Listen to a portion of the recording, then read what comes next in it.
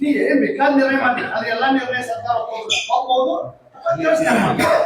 ಜಿಲ್ಲಾಧಿಕಾರಿಗಳು ಬಂದ್ಮೇಲೆ ನಾವು ಜುಲೈ 9ಕ್ಕೆ ಮುಖ್ಯಮಂತ್ರಿ ಶಿವಕುಮಾರ್ ಅವರಿಗೆ ಭೇಟಿ ಹಾಕಿವಿ ಅಂತ ಅಂದಾಗ ಅವ್ರು ಜುಲೈ 6ಕ್ಕೆ ಯಾರು ಜಿಲ್ಲಾಧಿಕಾರಿಗಳು. ಈ ಮಧ್ಯೆ 2 ಸುತ್ತಿನ ಮಾತುಕತೆ ಡಿಸಿ ಚೇಂಬರ್ದಾಗ ಜಿಲ್ಲಾ ಮಂತ್ರಿಗಳು ಬಂದ್ರು ನಮ್ ಜೊತೆ. ಅವರು ಹೇಳಿದ್ರು ಯಾಕೆ ಇಷ್ಟ ಹಂಗೆ ಬಂದ ಅಂತ ಹೇಳಿ. ಜಿಲ್ಲಾಧಿಕಾರಿಗಳು ಜುಲೈ 6ಕ್ಕೆ ಕಳಿಸಿರು, ಜುಲೈ 9ಕ್ಕೆ ಮುಖ್ಯಮಂತ್ರಿ ಭೇಟಿ ಆಗಿದ್ವಿ. ಅದು ಮಾಧ್ಯಮದಲ್ಲಿ ಬಂತು, ಡಿಸಿ ಅವರು ರಿಪೋರ್ಟ್ ಕೊಟ್ಟರು, ಅದ್ರ ಮೇಲೆ ಆಕ್ಷನ್ ತಗೋತೀವಿ ಅಂತ. ಅವ್ರು ವರದಿ ಕಳಿಸಿದ್ರು. ಯಾರಿಗೆ ಕಳಿಸಿದ್ರು? ಡಿಎಂಎ ಕಳಿಸಿದ್ರು. ಡಿಎಂಎ ಅವರು ಕಾರ್ಯದರ್ಶಿ ಕಳಿಸಿದ್ರು. ಕಾರ್ಯದರ್ಶಿಗೆ ಹೋದ್ಮೇಲೆ ಅಷ್ಟರಲ್ಲಿ ಏನ್ ಮಾಡಿದ್ವಿ ನಾವು, ಮೇ 13ಕ್ಕೆ ಗಡಿ ಆಯೋಗದ ಅಧ್ಯಕ್ಷರಾದಂತ ನಾಗಮೋಹನ್ ದಾಸ್ ಅವರಿಗೆ ನಾವು ಒಂದು ದೂರು ಕೊಟ್ಟಿವಿ. ಅವರು ನ್ಯಾಯಮೂರ್ತಿ ಅವರೊಂದು ರಿಪೋರ್ಟ್ ಕೊಟ್ಬಿಟ್ರು. ಯಾರಿಗೆ? Chief secretary. ಜುಲೈ 17 ಕೊಟ್ಟರು. ಯಾವುದೇ ತೊಡಕಿಲ್ಲ, ಗೊತ್ತುವಳಿ ಪಾಸ್ ಮಾಡುವುದು ಅನಿವಾರ್ಯ ಮತ್ತು ಅವಶ್ಯಕ ಅಂತ ಅವರು ಲೆಟರ್ ರಿಪೋರ್ಟ್ ಮಾಡಿದ್ದಾರೆ. ಯಾಕಂದ್ರೆ ನಾ ಸುಪ್ರೀಂ ಕೋರ್ಟ್ ನ ಕೇಸ್ ಎನಿ ಮೂಮೆಂಟ್ ಬರ್ಬೋದು. ಯಾಕಂದ್ರೆ 2004ರಿಂದ ಇದನ್ನ ನಾವು ಫಾಲೋ ಮಾಡ್ಕೊಳ್ತೀವಿ. 2004ರಿಂದ ಯಾವಾಗ ಮಾರಾಟ ದಾಖಲೆ ಮಾಡ್ತೀವಿ, ಅಲ್ಲಿಂದ ಅವರು ಸ್ಪಷ್ಟವಾಗಿ ಬರೆದ್ರು ಇದನ್ನ ನಿರ್ಣಯವನ್ನ ಅಂಗೀಕರಿಸುವುದು ಅವಶ್ಯಕ ಮತ್ತು ಅನಿವಾರ್ಯ. ಸರ್ಕಾರ ಬೇಕಾಗಿದ್ದ ನಿರ್ಣಯ ಇದು. ನಾವು ಹೋರಾಟ ಮಾಡತ್ತೀವಿ, ಸರ್ಕಾರ ಬೇಕು. ಅವರು ಜುಲೈ 17ಕ್ಕೆ ಬರೆದರು. ಜುಲೈ 18ಕ್ಕೆ ನಗರಾಭಿವೃದ್ಧಿ ಕಾರ್ಯದರ್ಶಿ ಹಾಕು. ನಾವು 3 continues table to table follow ಮಾಡಿದೆ. ಹೋದ 24ಕ್ಕೆ ಅವರು ಇಲ್ರಿ ನಾವು ಕಡತವನ್ನ ಸಚಿವರಿಗೆ ಕಳಿಸಿದೀವಿ ಅಂತಂದ್ರು. ನಿಮ್ ಲಾಗಿನ್ ಆಗಿದೆಯಾ? ಈ ಪರಿಸ್ಥಿತಿ ನೋಡ್ರಿ, ನೀವು ಸಿದ್ದರಾಮಯ್ಯ ಪುತ್ರ ಅಂತ ಹೇಳ್ತಾನೆ. ನಾಡುನುಡಿ ಗಡಿಯ ಬಗ್ಗೆ ಬದ್ಧತೆ ಹಿರಿಯ ರಾಜಕಾರಣ. ಇವತ್ತಿಗೂ ವಿಧಾನಸಭಾದೊಳಗೆ ಸಂಧಿ ಸಮಾಸ ಕನ್ನಡದ ಬಗ್ಗೆ ಮಾಸ್ಟರಿ ಅಧಿಕಾರಕ್ಕೆ ಮಾತ್ರವಂತ ಏಕೈಕ ಮುಖ್ಯಮಂತ್ರಿ ಮುಖ್ಯಮಂತ್ರಿ ಸಿದ್ದರಾಮಯ್ಯ ಅವರು. ಇಲ್ಲಿ ಬೆಳಗಾವಿ ಶಿಕ್ಷಣ ಮಾಡೋದ್ರಿಂದ ಬೆಳಗಾವಿ ಗಡಿ ಸಮಸ್ಯೆ, ಭಾಷಾ ಸಮಸ್ಯೆ ಗೊತ್ತಿದೆ. ಈಗ ಅವ್ರಿಗೆ ನಮ್ಮ ಡಿಮಾಂಡ್ ಇಷ್ಟೇ ಇದೆ, ಅವರಿಗೆ ನಿರ್ಣಯ ವಿಶೇಷ ಸಭಾಸದರನ್ನು ಕರೆದು ಕೂಡಲೇ ನಿರ್ಣಯ ಗೊತ್ತೊಳಿ ಪಾಸ್ ಮಾಡಬೇಕು. ಒಂದಿಲ್ಲ ಅಂದ್ರೆ ನೀವು ಸೂಪರ್ ಶೀಡ್ ಮಾಡಬೇಕು. ನಮ್ದು ನೇರವಾಗಿ ಹೇಳ್ತೀವಿ ಸೂಪರ್ ಶೀಡ್ ಅಂದ್ರೆ ಅವ್ರು 58 ಸದಸ್ಯರಲ್ಲಿ ಕೇವಲ 3 ಮಾತ್ರ MS, 35 ಬಿಜೆಪಿ ಬಹುಮತ ಅವ್ರದೇ, 10 ಕಾಂಗ್ರೆಸ್, 10 ಪಕ್ಷೇತರ. ನಿರ್ಣಯ ಸುಲಭವಾಗಿ ಅವರು ಹೊರ ಹಾಕಿದ್ರು ಮಾಡಬಹುದು. MS ಅವರು ಅಲ್ಲಿಂದ ಹೊರಗೆ ಹಾಕಿದ್ರು ನೀವು ಬೆಳಗಾವಿ ಕರ್ನಾಟಕದ ವಿಭಾಜ್ಯದಿಂದ ಮಹಾಜನ್ ವರದಿ ಅಂತಿಮ ಅಂತ. ರಾಜ್ಯ ವಿಧಾನಮಂಡಲದಲ್ಲಿ GC ಅವರು ತಮ್ಮ ವರದಿಯಲ್ಲಿ ಉಲ್ಲೇಖ ಮಾಡಿದ್ದಾರೆ. ರಾಜ್ಯ ವಿಧಾನಮಂಡಲದಲ್ಲಿ ಅನೇಕ ಬಾರಿ ನಿರ್ಣಯ ಪಾಸ್ ಆಗಿದೆ, ಬೆಳಗಾವಿ ಕರ್ನಾಟಕದ ಅವಿಭಾಜ್ಯ ಅಂತ ಮಾಡಿದ್ದಾರೆ. ಪಾರ್ಲಿಮೆಂಟ್ನಾಗ ಅಲ್ಲಿ ಒಂದು ವಿಷಯ ಬಂದದ್ದು. ನಿಮಗೆ ಏನ್ ಮಾಡ್ಲಿಕ್ಕೆ ಅಂದ್ರೆ ನೀವು ಯಾರನ್ನ ಮೆಚ್ಚಕ್ ಹೊಂಟಿರಿ? ನಮಗಿದು ಸಹನೆ ಆಗುವಂತ ವಿಷಯ ಅಲ್ಲ. ದಯವಿಟ್ಟು ತಾವು ಅದು ನಿಮ್ ಕಡೆ ಬರುತ್ತೆ ಆದೇಶ ಮಾಡ್ರಿ, ಇವತ್ತ ಮಾಧ್ಯಮ ಹೇಳ್ರಿ. ಇಲ್ಲ ಅಂದ್ರ ಪಾಲಿಸ್ಲಿಕ್ಕಂದ್ರ ನೇರವಾಗಿ ಸೂಪರ್ ಸೀಡ್ ಎಲ್ಲಾ ಸಂಘಟನೆಗಳು ನಿಮ್ಮ ಪರವಾಗಿದ್ವಿ. ಜಿಲ್ಲಾ ಉಸ್ತುವಾರಿ ಸಚಿವರ ಜೊತೆ 2 ರೌಂಡ್ ನಮ್ಗೆ ಶಿಕ್ಷೆ ಮೀಟಿಂಗ್ ಅವರು ಅಸಹಾಯಕ ಆಗಿಬಿಟ್ರು. ಅವ್ರು ಮಾಡೋದಿಲ್ಲ ಅಂದ್ರೆ ಕಿತ್ತೋಗಿರಿ, ಕಿತ್ತು ಒಂದು ಸಲಹಾ ಸಮಿತಿ ಮಾಡಿ 25 ಮಂದಿ ನಿಮ್ಗೆ ಬೇಕಾದವ್ರದ್ದು ಮಾಡ್ರಿ ಅಂತ ಇಲ್ಲಿವರೆಗೆ ನಾವು ಹೇಳಿದೀವಿ. ಆದ್ರಿಂದ ಈ ಸಂದರ್ಭದಲ್ಲಿ ನಮಗ ಎಲ್ಲಾ ವಿವರನ್ನು ಕೊಟ್ಟಿನಿ. ಇದರಲ್ಲಿ ಎಲ್ಲಾ ವಿವರ ಪತ್ರಿಕಾ ಕಟಿಂಗ್ಸು ಎಲ್ಲ ಅದಾವ. ನಾವು ಇದ್ರ ಬಗ್ಗೆ ಯಾವುದೇ ಮೀನಮೇಷ ಅವರಿಗೆ ವಿಶೇಷ ಸರ್ವಸಾಧಾರಣ ಕರೆದ ಕೂಡಲೇ ಅವ್ರು ನಿರ್ಣಯ ಪಾಸ್ ಮಾಡಬೇಕು. ಮಾಡಿಲ್ಲ ಅಂದ್ರೆ ಸಪೋರ್ಟ್ ಮಾಡ್ತೀವಿ. ಈಗ ಬೇರೆ ದಾರಿ ಇಲ್ಲ. ಯಾಕಂದ್ರೆ ಅದನ್ನ ಈ ಬೆಳಗಾವಿ ನಮ್ಮದಲ್ಲಿಕ್ಕೆ ನಾವು ಒದ್ದಾಡ್ಸೋದು. ಮಾರ್ಚ್ 26ರಿಂದ ಸ್ಟಾರ್ಟ್ ಇದೆ. ಮತ್ತೆ ಮೇದಾಗ ಮೀಟಿಂಗ್ ಕರೆದವ್ರು, ಆಮೇಲೆ ಮೀಟಿಂಗ್ ಇಲ್ಲ. ಚಿಂಗಳವರು ಜಿಲ್ಲಾಧಿಕಾರಿ ಕಚೇರಿ ಜಿಲ್ಲಾ ಮಂತ್ರಿಗಳು ಅವ್ರು ಇದ್ದರು. ಮೇ 13 ಹತ್ರ ಜೂನ್ 13 ಜುಲೈ ಮುಗಿತು. ಈಗ ಆಡಳಿತಾತ್ಮಕ ಬಿಕ್ಕಟ್ಟಿನತ್ತ ಕಾರ್ಪೊರೇಷನ್ ಸಾಗಿದೆ. ನೀವು ತೆಗೆದ್ರೆ ಇಡೀ ಬೆಳಗಾವಿ ಉತ್ತರ ಕರ್ನಾಟಕ ಸಂಘಟನೆ ಎಲ್ಲ ನಿಮ್ ಬೆಂಬಲಿಗೆ ಅದಾವ.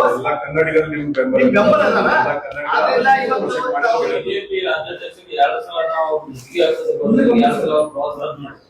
ಬಿಜೆಪಿ 2 ಮಾಡಿದಾರೆ. ಬಿಜೆಪಿಗೆ ಸಾಸುಡಿ ಬಗ್ಗೆ ಅವ್ರಿಗೆ ಪದ್ಧತಿ ಇಲ್ಲ. ಅವ್ರು 35 ವರ್ಷ ನಾನು ನೋಡಿದ್ದೀನಿ. ಬೆಳಗಾವಿ ನಮ್ದು ಅಂತ ಹೇಳಂತ ಇಷ್ಟು ಅಧಿಕಾರಿಗಳು ಅದ್ರ ಬಗ್ಗೆ ನೀವು ಸ್ವಲ್ಪ ರಿಸಾಲ್ವ್ ಮಾಡೋದು ಬಹಳ ಒಳ್ಳೆ ಮಾಡ್ರಿ. ನಿಮ್ಗೆ ಬೇಕಾದವ್ರ ಸಲಹಾ ಸಮಿತಿ ಮಾಡ್ರಿ. ಇವತ್ತು ಮೊಟ್ಟ ಮೊದಲು ಬಂದಿರಿ, ಗ್ರಾಮಾಭಿವೃದ್ಧಿ ಇಲಾಖೆ ಬಂದ್ರಿ. ತಾವು ಈಗ ಅವ್ರ ಸನ್ಮಾನ ಮಾಡ್ತೀವಿ.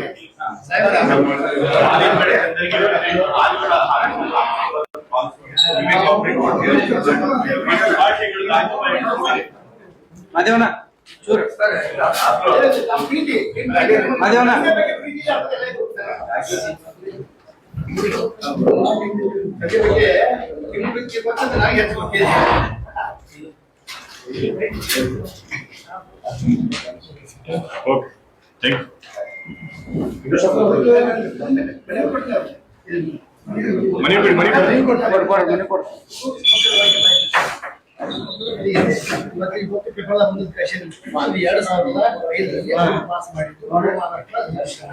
ಆಮೇಲೆ ಜಿಲ್ಲಾಧಿಕಾರಿ ಕಳಿಸಿತ್ತು.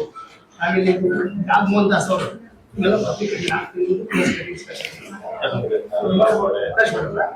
ನಾಗಮೋಹನ್ ದಾಸ್ ಅವರು ನಿಲ್ಲುವುದೇ ಹೊಸ ಬರುತ್ತೆ. ಚೀಫ್ ಸೆಕ್ರೆಟರಿ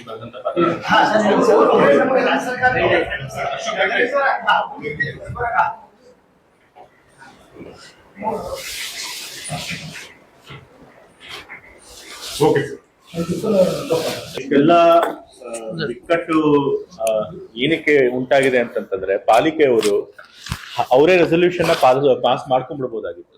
ಆದ್ರೆ ಅನಾವಶ್ಯಕವಾಗಿ ಅವರು ಪಾಲಿಕೆಯಲ್ಲಿ ಪಾಸ್ ಮಾಡ್ಕೊಳ್ಳದೆ ಅವ್ರು ಏನ್ ಮಾಡ್ಬಿಟ್ಟಿದ್ದಾರೆ, ಕಾನೂನು ಅಭಿಪ್ರಾಯನ ಕೇಳಿ ನಮಗೆ ಕಳಿಸ್ಬಿಟ್ಟಿದ್ದಾರೆ. ನನಗೂ ಕೂಡ ಇದ್ರ ಗಮನಕ್ಕೆ ಬಂದಿರ್ಲಿಲ್ಲ. ನಮ್ಮ ಇಲಾಖೆಗೆ ಬಂದಿರೋದು ನಾನ್ ನೋಡಿದ ಹಾಗೆ ಕಾರ್ಯದರ್ಶಿಗಳ ಹತ್ರ ಬಂದಿರೋದು 11ನೇ ತಾರೀಕು ಜೂನ್ ತಿಂಗಳಿನಲ್ಲಿ, ಈ ವರ್ಷ 11ನೇ ತಾರೀಕು ಜೂನ್ ತಿಂಗಳಿನಲ್ಲಿ ಬಂದಿದೆ. ಕಾರ್ಯದರ್ಶಿಗಳು ಕೂಡ ನನ್ನ ಗಮನಕ್ಕೆ ತಂದಿರ್ಲಿಲ್ಲ. ಅವ್ರು ಅದನ್ನ ಕಾನೂನು ಇಲಾಖೆಗೆ ಕಳಿಸಿದ್ದಾರೆ.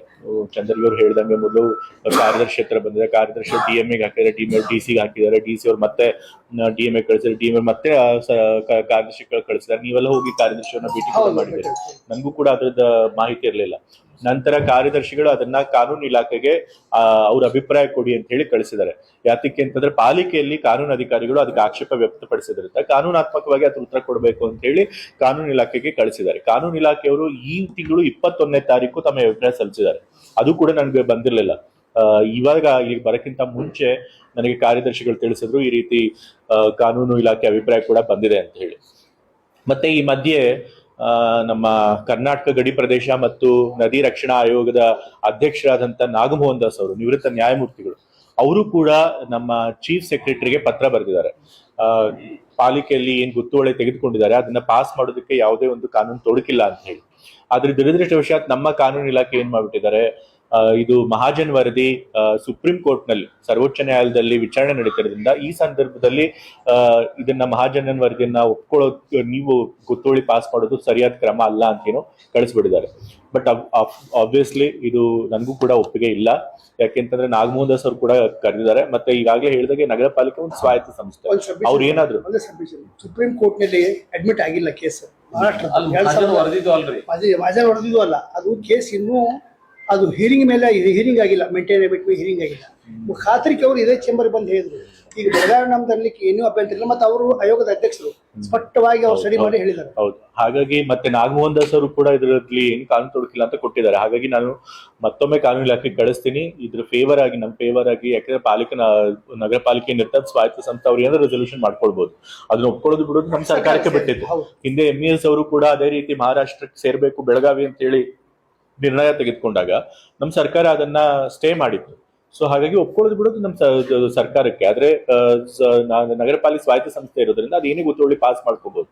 ಸೊ ಹಾಗಾಗಿ ನಾನು ಮತ್ತೊಮ್ಮೆ ಕಾನೂನು ಇಲಾಖೆ ಕಾರ್ಯದರ್ಶಿಗಳ ಹತ್ರ ಮಾತನಾಡಿ, ಇಲ್ಲ ಈ ರೀತಿ ನಾಗಮೋಹನ್ ದಾಸ್ ಅವರು ಕೊಟ್ಟಿದ್ದಾರೆ, ಮತ್ತೆ ಸುಪ್ರೀಂ ಕೋರ್ಟ್ ನಲ್ಲೂ ಕೂಡ ವಿಚಾರಣೆ ನಡೀತಾ ಇಲ್ಲ, ಬರೀ ಲಿಸ್ಟಿಂಗ್ ಅಷ್ಟೇ ಆಗಿರೋದು, ಯಾವುದೇ ಇದಾಗಿಲ್ಲ ಅಂತ ಹೇಳಿ ಮತ್ತೆ ಇದನ್ನ ಗುತ್ತೋಳಿಯನ್ನ ಪಾಸ್ ಮಾಡೋದಕ್ಕೆ ಪೂರಕವಾಗಿ ಅಭಿಪ್ರಾಯ ಕೊಡಿ ಅಂತ ಹೇಳಿ ನಾನು ಕಾರ್ಯದರ್ಶಿಗಳ ಹತ್ರ ಮಾತನಾಡ್ತೇನೆ. ಮತ್ತೆ ಮುಖ್ಯಮಂತ್ರಿಗಳ ಹತ್ರನೂ ಮಾತನಾಡ್ತೇನೆ. ಯಾಕೆ ಅಂತಂದ್ರೆ ನಮ್ಮ ಸರ್ಕಾರದ ನಿಲುವು, ನಮ್ಮ ಎಲ್ಲಾ ಸರ್ಕಾರಗಳ ನಿಲುವು, ಕರ್ನಾಟಕ ರಾಜ್ಯದಲ್ಲಿ ಎಲ್ಲಾ ಸರ್ಕಾರಗಳ ನಿಲುವು ಏನಪ್ಪಾ ಇದ್ದಿದ್ದು ಅಂತಂದ್ರೆ ಬೆಳಗಾವಿ ಯಾವತ್ತಿದ್ರು ಕರ್ನಾಟಕ ರಾಜ್ಯದ ಅವಿಭಾಜ್ಯ ಅಂಗ ಅಂತ ಹೇಳಿ. ಹಲವು ಬಾರಿ ನಮ್ಮ ಅಧಿವೇಶನದಲ್ಲೇ, ವಿಧಾನ ಸಭೆನಲ್ಲೇ ನಾವು ಮಹಾಜನ್ ವರದಿಯನ್ನು ಸಂಪೂರ್ಣವಾಗಿ ಅಂಗೀಕಾರ ಮಾಡಿದೀವಿ ಅಂತ ಹೇಳಿ ನಾವು ನಿರ್ಣಯ ತೆಗೆದುಕೊಂಡಿದೀವಿ. ಸೊ ಹಾಗಾಗಿ ಪಾಲಿಕೆನೂ ಕೂಡ ಆ ನಿರ್ಣಯ ತೆಗೆದುಕೊಳ್ಳಕ್ಕೆ ಯಾವುದೇ ತೊಡಕಿರಬಾರ್ದು ನನ್ನ ಅಭಿಪ್ರಾಯದಲ್ಲಿ. ಆದ್ರೂ ಕೂಡ ಇದು ಸುಪ್ರೀಂ ಕೋರ್ಟ್ಗೂ ಹೋಗೋದ್ರಿಂದ ನಾವು ಸಂಪೂರ್ಣವಾಗಿ ಯಾವ ರೀತಿ ಪ್ರೊಸೀಜರ್ನ ಫಾಲೋ ಮಾಡಬೇಕು, ಮತ್ತೆ ಕಾನೂನು ಪ್ರಕಾರ ಏನ್ ಕ್ರಮ ವಹಿಸ್ಬೇಕು ಆ ರೀತಿ ಕ್ರಮ ವಹಿಸ್ಕೊಂಡು ಮಾಡೋಣ ಅಂತ ಹೇಳಿ ನಿಮ್ಮಲ್ಲಿ ನಾನು ಮನವಿ ಮಾಡ್ತಾ ಇದ್ದೇನೆ. ಖಂಡಿತ ಈ ರೆಸೊಲ್ಯೂಷನ್ ಪಾಸ್ ಮಾಡೋದಕ್ಕೆ ಏನು ನಮ್ಮಿಂದ ಆಗ್ಬೇಕು ಆ ಕೆಲಸ ನಾವು ಮಾಡ್ತೇವೆ. ಇನ್ನೊಂದ್ಸಲ ಅನುದಾನ ಕೇಳಿದವರು ಮನೆ ಬಂದು ಮುಖ್ಯಮಂತ್ರಿ ಬಂದಾಗ ಪಾಲಿಕೆಯೊಳ ನಿರ್ಣಯ ಪಾಸ್ ಮಾಡಿರಲ್ಲ, ಇವ್ರು 250 ಕೋಟಿ ರೂಪಾಯಿ ಅನುದಾನ ಅಂತ ಈಗ ಪಾಸ್ ಮಾಡುವವರಿಗೆ ಅನುದಾನ ಕೊಡಬಾರ್ದು ಅಂತ ನಾವು ಮುಖ್ಯಮಂತ್ರಿ ಭೇಟಿ ಕೊಡಬಾರ್ದು. ಯಾಕಂದ್ರೆ ಸುಮ್ಮನೆ ಸರ್ಕಾರದೆಲ್ಲ ಹೇಳ್ಬೇಕು, ಕರ್ನಾಟಕ ಪರವಾಗಿ ಹೇಳ್ಬೇಕು, ಅದಕ್ಕೆಲ್ಲ ನೆರವು ತಗೋಬೇಕು. ಕರ್ನಾಟಕ ಪರವಾಗಿ ಗೊತ್ತುಗಳಿಲ್ಲ, ನಮ್ದು ಆಕ್ಷೇಪ ಐತಿ ನೋಡ್ರಿ. ಅವ್ರಿಗೆ ಯಾವ್ದು ಕೊಡಬೇಡ್ರಿ, ಪಾಸ್ ಮಾಡ್ಕೊಂಡು ಬರ್ರಿ, ಆಮೇಲೆ ಕೇಳಿ. ಮಾನ್ಯ ಸಚಿವರಲ್ಲಿ ಮತ್ತೊಂದು ಏನಂತಂದ್ರ, ತಾವು 2005ರಲ್ಲಿ ಸುಪ್ರೀಂ ಕೋರ್ಟ್ ದಲ್ಲಿ ಹಾಕಿರೋದು, 4ರಲ್ಲಿ ಸುಪ್ರೀಂ ಕೋರ್ಟ್ ಹಾಕಿರಲ್ಲಿ ಹೇಳಕತ್ತೆ, ಅವ್ರು ಬೆಳಗಾವಿ ನಂಬುದು ಅಂತೇಳಿ ಹಾಕಿದ್ದಾರೆ. ಅದು ಮಹಾಜನ್ ವರದಿ ಅಲ್ಲ. ಆದ್ರೆ 2004ರಾಗ ಹಾಕಿದಾಗ 2005ರಾಗ ಇದ ಮಹಾನಗರ ಪಾಲಿಕೆ ಒಳಗ ಬೆಳಗಾವಿ ಮಹಾರಾಷ್ಟ್ರದ್ದು ಅಂತೇಳಿ ಹಂಗೆ ಇದನ್ನ ಅವಾಗಲೂ ಕೂಡ ಸುಪ್ರೀಂ ಕೋರ್ಟ್ ಅಲ್ಲಿ ಇದ್ರು ಕೂಡ ಅವ್ರ ನಿರ್ಣಯ ತೆಗೆದುಕೊಂಡು ಅದನ್ನ ಹೆಂಗ್ ಮಾಡಿದ್ರಿ? ಅದನ್ನ ಹೆಂಗ್ ಮಾಡಿದ್ರಿ ಅಂತ ಹಂಗೆ ಪಾಲಿಕೆಯವರು ಪಾಸ್ ಮಾಡ್ಕೋಬಹುದಾಗಿತ್ತು ರೆಸಲ್ಯೂಷನ್. ಅವ್ರು ಅನ್ನೆಸೆಸರಿಯಾಗಿ ನಮಗ್ ಕಳಿಸ್ಬಿಟ್ಟಿದ್ದಾರೆ. ಹಾ. ಸೊ ನಾವು ಕೂಡ ಬೆಳಗಾವಿ ನಮ್ಮ ಸರ್ಕಾರ ನಿಲುವು ಯಾವಾಗ್ಲೂ ಇರೋದು ಬೆಳಗಾವಿ ನಮ್ಮ ರಾಜ್ಯದ ಭಾಗ ಅಂತ ಹೇಳಿ. ಸೊ ಹಾಗಾಗಿ ನಾವು ಅದಕ್ಕೆ ಪೂರಕವಾದಂತ ನಿರ್ಣಯಗಳನ್ನೇ ತೆಗೆದುಕೊಳ್ಬೇಕು. ಆ ಕೆಲಸ ಖಂಡಿತ ಮುಖ್ಯಮಂತ್ರಿಗಳಿಗೂ ತಿಳಿಸಿ ಮತ್ತೆ ಕಾನೂನು ಇಲಾಖೆಗೂ ತಿಳಿಸಿ ಖಂಡಿತ ಅದನ್ನ ಮಾಡ್ತೀವಿ. ಒಂದ್ ವೇಳೆ ಮಾಡಿಲ್ಲ ಅಂದ್ರೆ ನೀವು ಸೂಪರ್ ಸೀಡ್ ಮಾಡಿದ್ರು ನಮ್ ಸಪೋರ್ಟ್ ಆ ವಿಷಯದಲ್ಲಿ